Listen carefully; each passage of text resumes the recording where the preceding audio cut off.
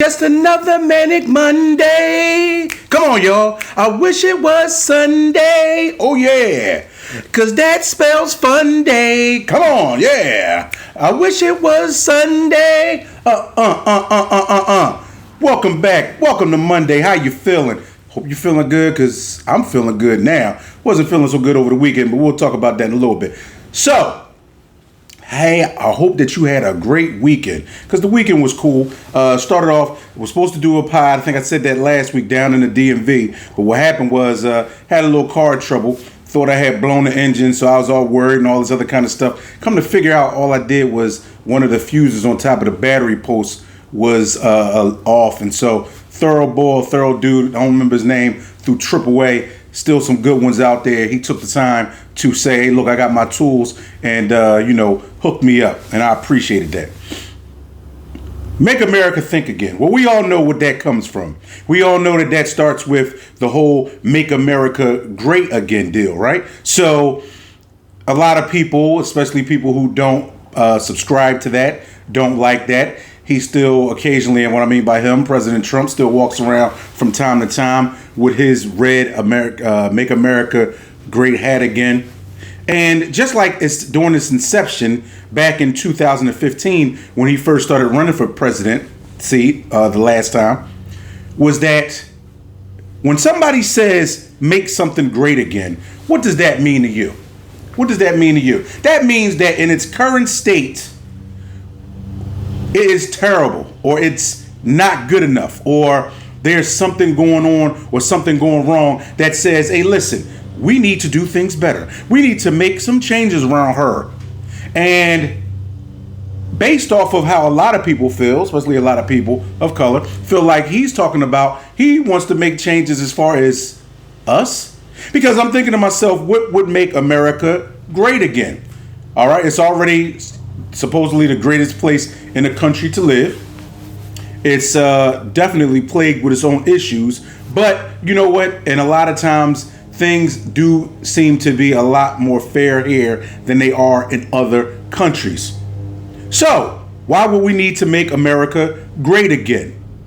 Well, I'll tell you why. Just like how we talked a little bit about last year with not last year, how we talked a little bit last week about the people who wanted their own town in Arkansas, right? So that's 2025, this is going on. But back in the 1960s and 1950s, there were still colored only signs and, you can drink out of this water fountain, but you can't drink out of this one. You can get on this part of the bus, but you need to give up your seat depending on who it is once they get on the bus. So still a lot of stuff that we thought that America had been made greater based off of the last 30 or 40 years. Now, most of us know that it's still a long way off, but it wasn't as, how can we say it, overt.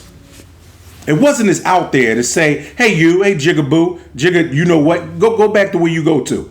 Go back to where you came from. So it wasn't that blatant and obvious, right?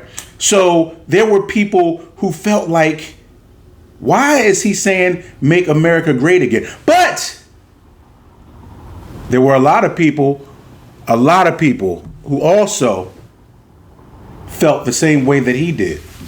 That America had lost its footing. That, it was full of a bunch of people. And once again, that was 2015. Now, 10 years later, in 2025, we showed that also, where he talked about how he feels about certain people cleaning up the streets of D.C. and the scum and the slum and all this other kind of stuff. And do I feel like in a lot of our cities we need some cleaning up? I darn sure do. And I've said this before, even here in Philadelphia. But the thing is that it is a great insult to say to people that something needs to be great again when we've all been the ones in it, whether we're innocent or guilty of it. We all play a part in this thing where there's over 300 million of us in this country. So I said, hey, listen, let's make America think again. So what do you mean by think? Think about a lot of the things that are currently going on. You have just our global warming. right? Which we see is affecting a lot of change as far as how the weather looks outside. Like I know even here in Philly and in the surrounding area, the weather has been just atrocious this summer. It's either 99 degrees or it's raining like I don't know what, right? Just very weird weather. Very, very few days that we had that were just nice and chill. And even if they were 90 degrees or something like that, nice, they were 90, and then at night maybe go down to 75 or 80, and it was just chill and it felt good, and you can get a nice little breeze in. But it was almost like it was like raining. Even last night it rained like crazy. So that's something we want to think about. Gas, it's funny, gas is still, although it didn't go up during the summer, let's think about this. Gas is still basically over $3 a gallon here in the northeast corridor of the country. So is it going to go down? Most likely not. Food. I don't know about you, but when I go to buy food, it's still pretty doggone high. I don't know if it's based off of tariffs. I don't know what it's based off of, but it's pretty doggone high. See, things that we need to not just worry about making greater again, but things that we need to consistently think about.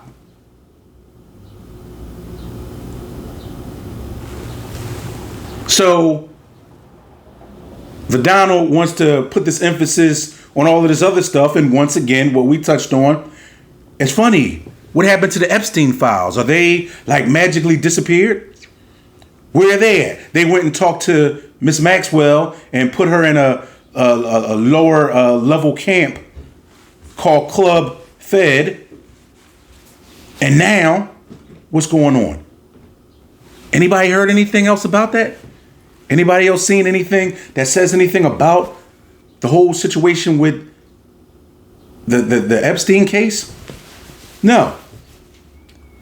And I'll tell you why. Because see, depending on how things go, people will make you think any kind of way.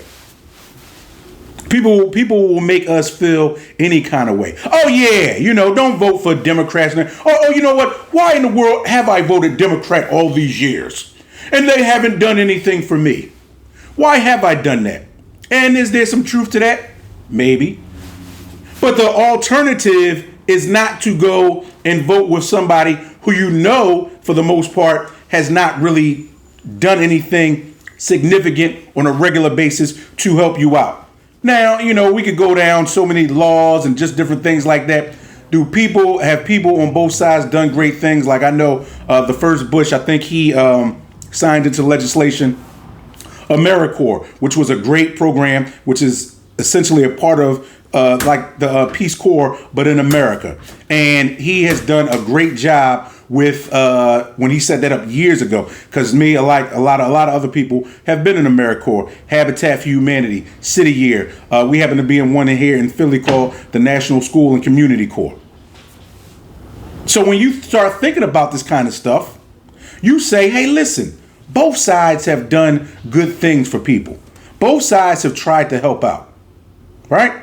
But when you really start to turn the wheels and you really start to think about things, how do you feel?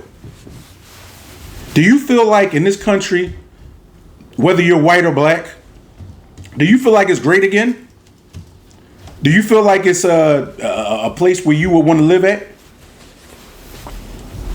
Well, I mean, most of us would live at because we don't have any other alternative. You know what I mean? But hey, let me ask you something. So what do you think? Do you think that you're making more money? Do you think that it has been a fair shake for you or other people that live here? How do you feel? Because see, the thing is that for a lot of us, although it gets masked in, oh yeah, because I got a good job now. I got this going on. I got that going on. And all of this other kind of stuff. How do you feel about things? Give me 1 second here. How do you feel about stuff? Do you feel like you make more money? Do you feel like things are better for you, regardless as to what president is in office? Do you feel like crime has gone down? Do you feel like you're scared to walk the streets? Do you feel like you're scared for your kids to be out in the streets? How do you feel? What do you think?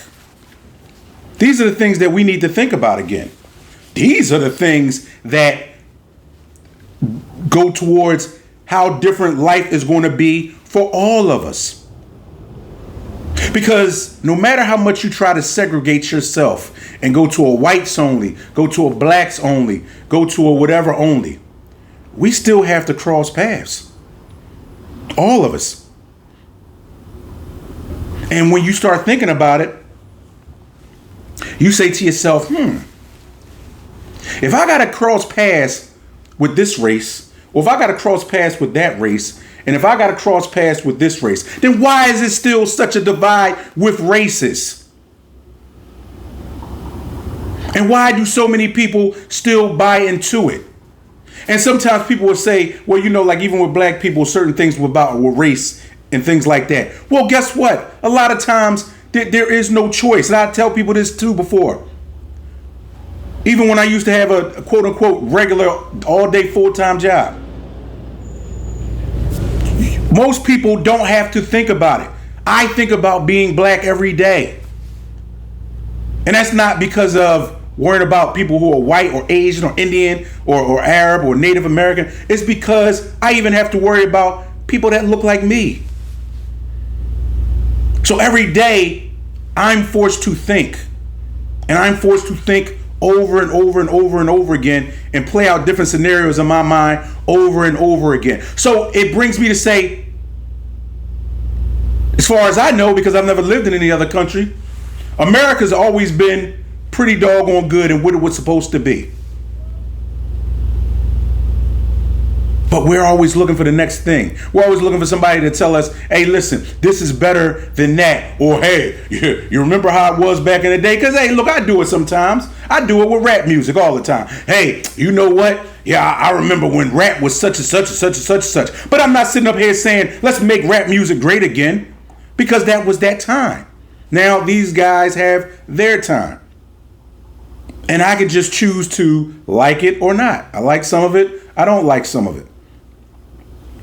But when you start trying to say that you need to make something great again, you are saying that the ways of a being or ways that have been going on are less than or subpar. And that the people, because you're talking about a country making great again, that the people are subpar. And judging based off of the way that our president looks at things, we kind of know who he's considering subpar. I mean, nobody out there has to be a rocket scientist to see that. You can even look at his cabinet. How many people does he have in his cabinet? Maybe Ben Carson? Out of all of the cabinet positions, and if in the comments you can put in there if I'm wrong, but how many people of color are in the cabinet? It's totally reflective of what most of life is like in America.